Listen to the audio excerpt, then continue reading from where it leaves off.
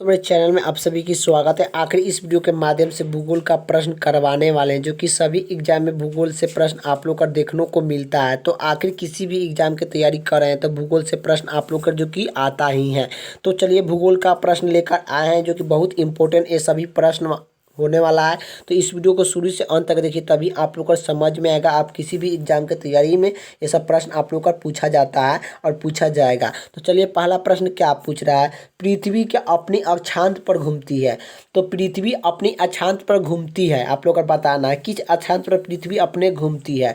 तो आप लोग का जो कि ऑप्शन सुन लीजिए कि उत्तर से दक्षिण की ओर, ऑप्शन जो कि 2 में क्या दे, पूर्व से पश्चिम की ओर, ऑप्शन जो कि 3 में दक्षिण से उत्तर की ओर, ऑप्शन 4 में जो कि पश्चिम से पूर्व की ओर। तो आखिर जो कि सूरज जो कि पृथ्वी किस दिशा में घूमती है आप लोग को बताना है। तो आखिर अपने पृथ्वी अक्षांश घूमती है किस में, तो पश्चिम से पूर्व की ओर घूमती है। इसका राइट आंसर ऑप्शन जो कि क्या हो जाएगा, 4 हो जाएगा।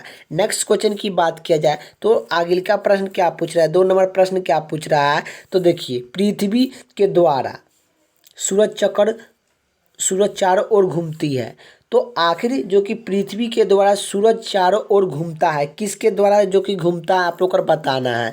तो आखिर जो कि पृथ्वी के द्वारा सूरज चारों ओर घूमा जाता है, घूमने की प्रक्रिया जो कि क्या कहा जाता है, तो उसे क्या कहा जाता है। तो पृथ्वी के द्वारा चारों ओर घूमता है, उसे क्या कहा जाता है, परिक्रण कहा जाता है। इसके क्या कहा जाता है, परिक्रण कहा जाता है। इसका राइट आंसर ऑप्शन जो कि 3 हो जाएगा। नेक्स्ट क्वेश्चन की बात किया जाए जो कि 3 नंबर प्रश्न क्या पूछ रहा है, भूमध्य रेखा नहीं गुजरता है। तो भूमध्य रेखा नहीं गुजरता है, आप लोग को बताना है कि भूमध्य रेखा नहीं गुजरता है। तो ऑप्शन आप लोग का देख लीजिए कि आखिर भूमध्य रेखा कहाँ से नहीं गुजरते हैं। तो भूमध्य रेखा कहाँ से नहीं गुजरते हैं, उत्तरी अमेरिका से होकर नहीं गुजरती है। तो भूमध्य रेखा उत्तरी अमेरिका से नहीं जो कि घूमती है। इसका राइट आंसर ऑप्शन जो कि 4 हो जाएगा। नेक्स्ट क्वेश्चन की बात किया जाए तो जो कि आप लोग का 4 नंबर प्रश्न क्या कर रहा है, भारत और चीन के बीच में कौन सी रेखा है। तो आप लोग को बताना है भारत और चीन के बीच में कौन सी रेखा आप लोग का है, माध्यमिक रेखा का नाम बताना है।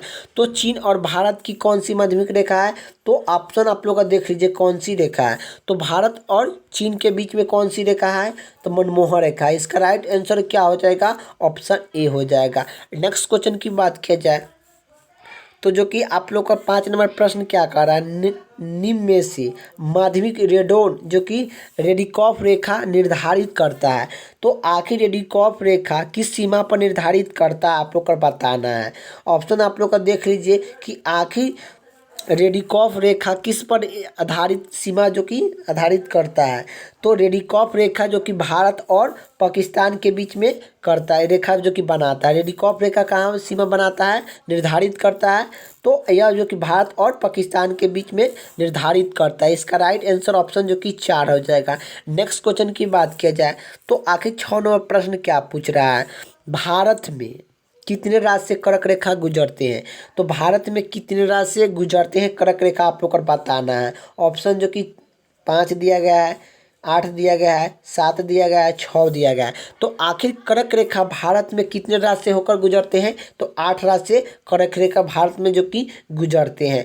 और देश पूछा तो 15 देश से जो कि कर्क रेखा गुजरते हैं, जिसमें एक भारत भी आता है। भारत भी राज्य में कर्क रेखा गुजरता है। आप लोग का ये भी याद रखना है, 15 देश पूछे तो 15 देश से जो कि कर्क रेखा गुजरता है। और राज्य पूछे भारत में कौन से राज्य कितने राज्य से गुजरता है, तो 8 राज्य से कर्क रेखा गुजरता है। नेक्स्ट क्वेश्चन की बात किया जाए तो आखिर जो कि यह 7 नंबर प्रश्न क्या कर रहा है, पैसी जो कि पेरिस किस शहर के तट पर बसा है। तो पेरिस किस नदी के किनारे तट पर बसा है। तो पेरिस किस नदी के तट पर बसा हुआ है, आप लोग का नदी का नाम दिया गया है कि आखिर जो कि पेरिस जो कि किस नदी के तट पर जो कि शहर बसा हुआ है। तो इससे जो कि सिंध नदी के तट पर बसा हुआ है।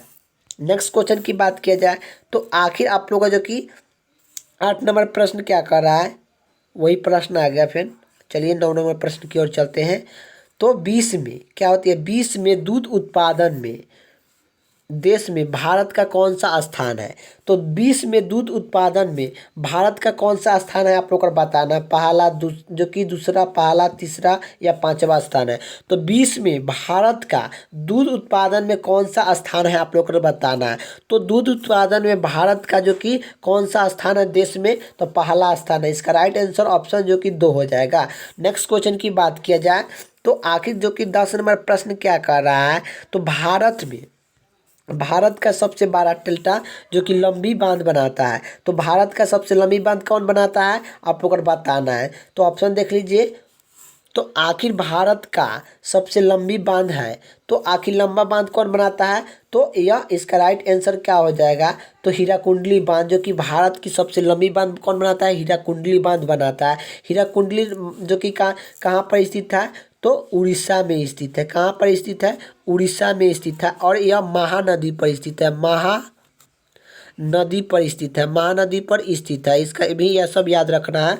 नेक्स्ट क्वेश्चन की बात किया जाए तो 11 नंबर प्रश्न क्या पूछ रहा है, तो निम्नलिखित में से किस देश का हजारों झील का भूमि कहा जाता है।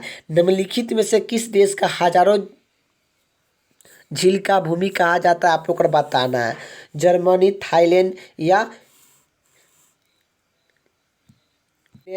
और भारत। तो आखिर हजार झील का भूमि किसे कहा जाता है, तो फिलेंग को कहा, जो कि ऑप्शन इसका राइट आंसर ऑप्शन जो कि 3 हो जाएगा, फिलेंग को कहा जाता है। नेक्स्ट क्वेश्चन की बात किया जाए तो आखिर आप लोग का जो कि 12 नंबर प्रश्न क्या पूछ रहा है, स्वे नहर की लंबाई कितनी है।